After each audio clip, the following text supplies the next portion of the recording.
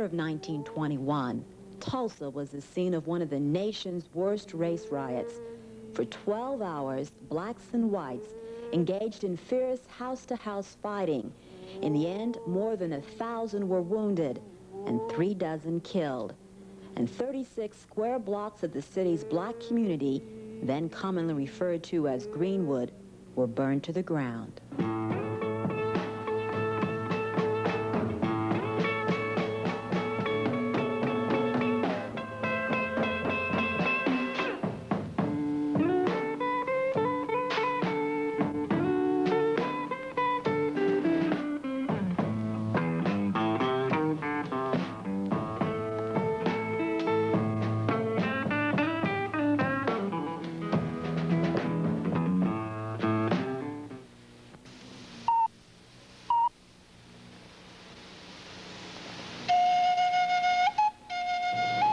The first blacks came to Oklahoma with the 5 civilized tribes along the Trail of Tears.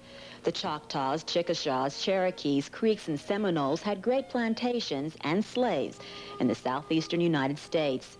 But in the 1830s, President Andrew Jackson bowed to the pressure of white landowners and moved the Indians off their land to a new area which became known as Indian Territory. Following the Civil War, Indians who fought for the Confederacy freed their slaves, made them members of their tribe, gave them land, and treated them as equals. For many blacks, Oklahoma was the promised land.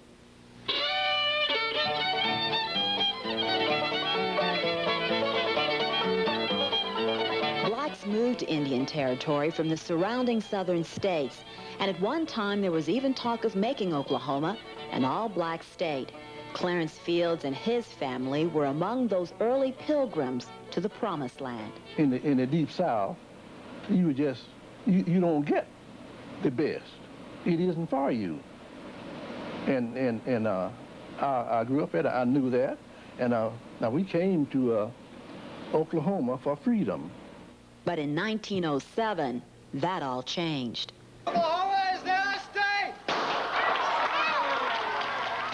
Oklahoma became the 46th state, and the blacks found that they were relegated to the status of second-class citizens. Before then, Negroes and whites and Indians all was together. And of course, Negroes and Indians were pretty close. But they set the Negroes aside, and the Indians and whites were together. And that separated the Negro from the Indians, because Negroes and Indians were intermarried, and they cut that out to keep Negro getting those lands. And because I've thought so many times how happy we are that Oklahoma, the statehood, it became a state in 1907. And I think, but it's how much the Negroes lost when it became a state.